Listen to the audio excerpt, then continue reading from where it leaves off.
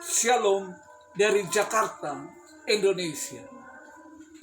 Selamat berjumpa kembali dengan Berti Wauruntu melalui khotbah singkat pada YouTube dan media sosial lainnya.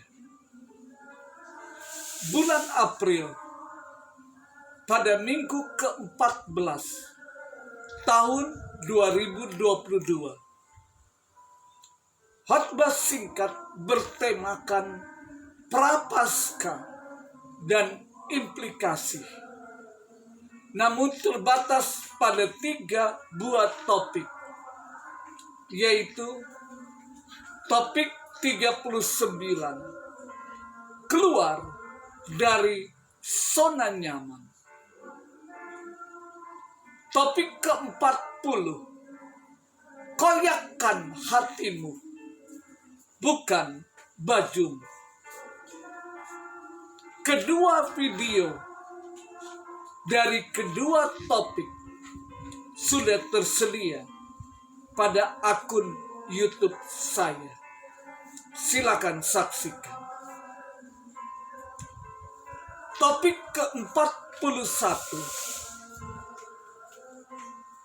kirbat anggur yang baru. Kita masuk ke dalam topik 41, kirbat anggur yang baru. Mari kita buka Alkitab kita pada kitab Injil Markus. Markus pasal 2 ayat 2.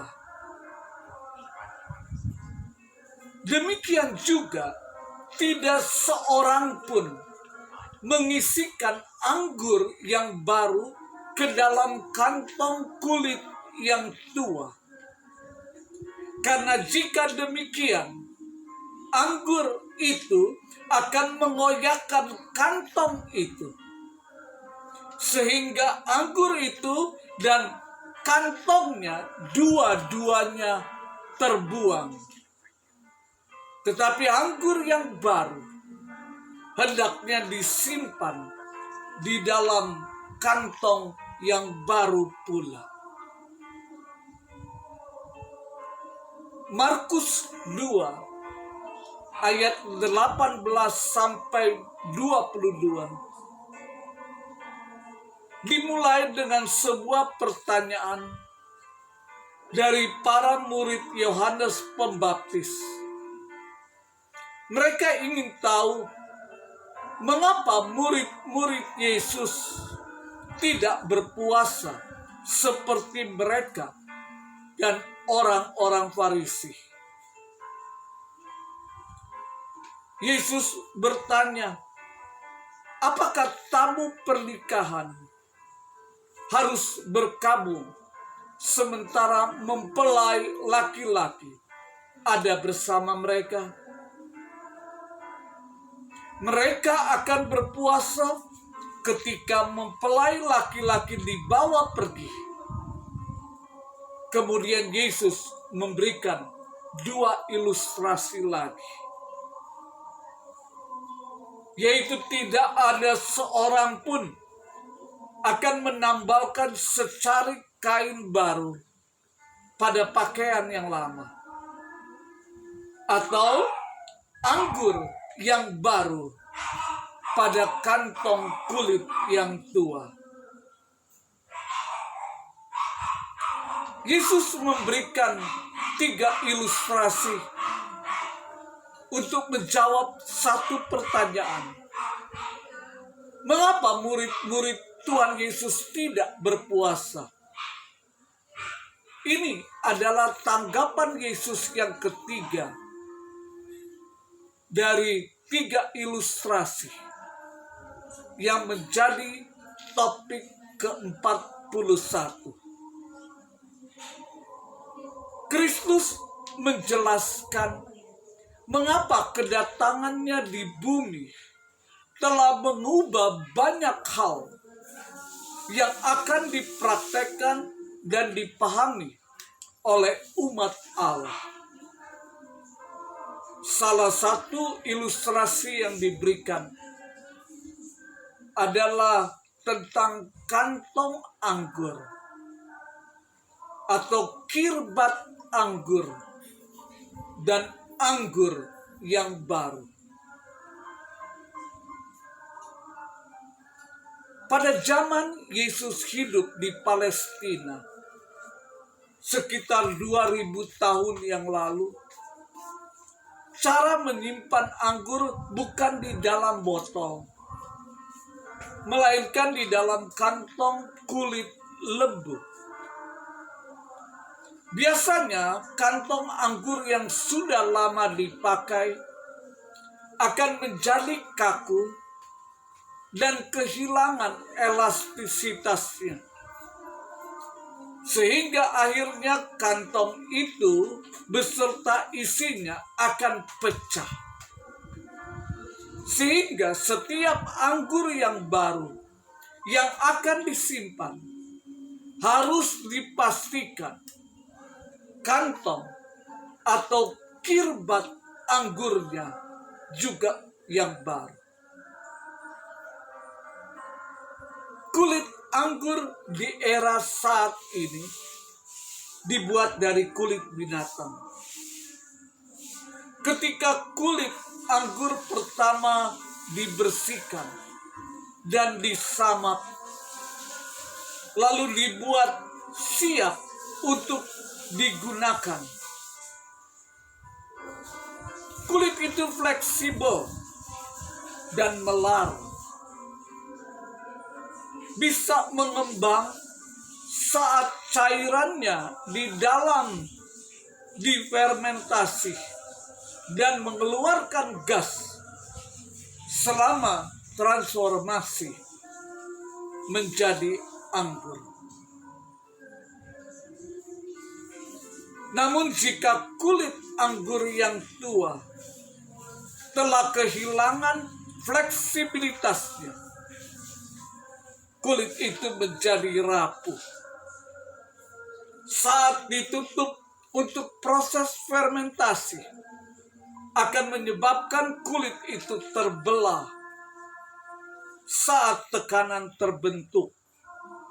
Dan pada akhirnya menumpahkan anggur dan menghancurkan kulit kantong anggurnya. Anggur dalam perumpamaan yang Yesus ajarkan dapat dimaknai sebagai satu pengajaran atau kebenaran yang baru.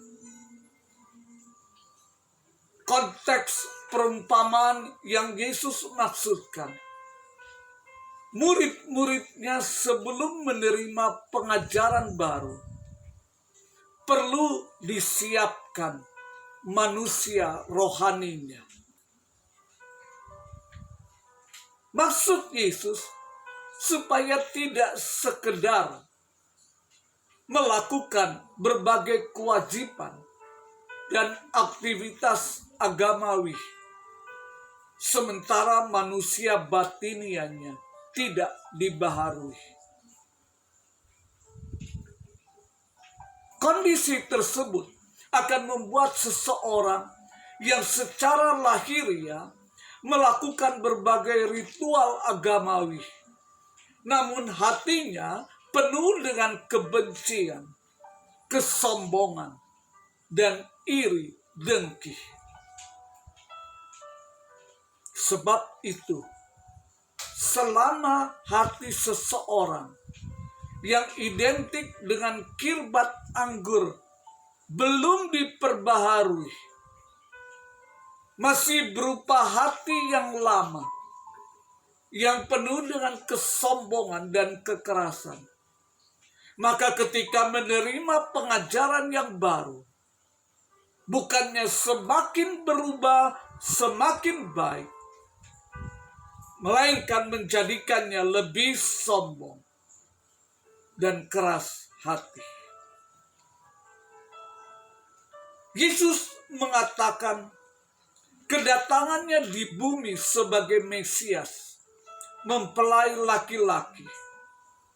Matius 9 ayat 15 telah memulai era baru kerajaan surga.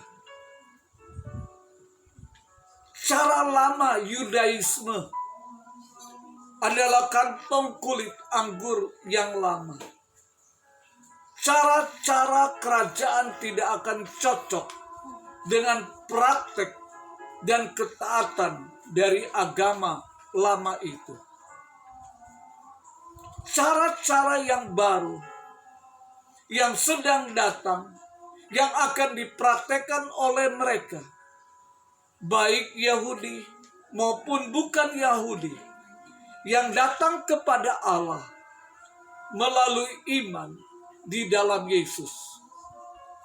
Dengan kata lain, Yesus tidak menyesuaikan cara kerajaannya dengan cara Yudaisme untuk membuat semacam agama hibrida.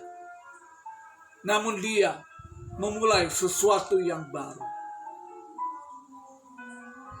Tersirat dalam hal ini, murid-murid Yesus tidak berpuasa sementara dia bersama-sama mempersiapkan cara baru untuk datang kepada Bapa melalui iman di dalam Dia. Seperti yang dia katakan di ayat 20. Bagaimanapun mereka akan berpuasa untuk sementara waktu setelah dia dibawa pergi. Terdapat banyak implikasi yang bisa diterapkan sehubungan dengan topik 41 ini.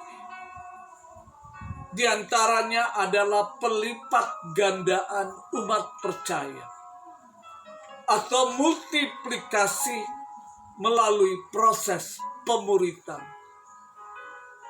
Hal ini sudah dimulai dengan Tuhan Yesus, dengan mula-mula ke-12 muridnya. Selanjutnya diikuti dengan bertambahnya jumlah pengikutnya. Paulus melakukan kepada Timotius, dan diharapkan Timotius selanjutnya melakukan pelipat gandaan melalui proses pemuritan. Demikian pula dengan Anda dan saya sebagai umat percaya. Lakukan kegiatan pemuritan sebagai perwujudan pelaksanaan amanat agung Tuhan Yesus. Sebelum melakukan aktivitas ini, pertimbangkan anjuran Rasul Paulus kepada Timotius dalam 2 Timotius 2 ayat 2. Apa yang telah engkau dengar daripadaku di depan banyak saksi, percayakan itu kepada orang-orang yang dapat dipercayai, yang juga cakap mengajar orang-orang lain. Sebagai penutup, ibarat anggur baru disimpan dalam kirbat kulit anggur yang baru, maka tidak perlu takut anggur tersebut akan mengalami penurunan kualitas. Seperti yang dikatakan Rasul Paulus kepada muridnya Timotius dalam 2 Timotius pasal 1 ayat 7 sampai 10. Ayat 7. Sebab Allah memberikan kepada kita bukan roh ketakutan, melainkan roh yang membangkitkan kekuatan, kasih, dan ketertiban. Ayat 8. Jadi janganlah malu bersaksi tentang Tuhan kita, dan janganlah malu karena aku, seorang hukuman karena Dia. melainkan ikutlah menderita bagi Injilnya oleh kekuatan Allah. Ayat 9, Dia yang menyelamatkan kita dan memanggil kita dengan panggilan kudus, bukan berdasarkan perbuatan kita, melainkan berdasarkan maksud dan kasih karunia-Nya sendiri, yang telah dikaruniakan kepada kita dalam Kristus Yesus sebelum permulaan zaman. Ayat 10, dan yang sekarang dinyatakan oleh kedatangan juru selamat kita, Yesus Kristus, yang oleh Injil telah mematahkan kuasa maut dan mendatangkan hidup yang tidak dapat binasa.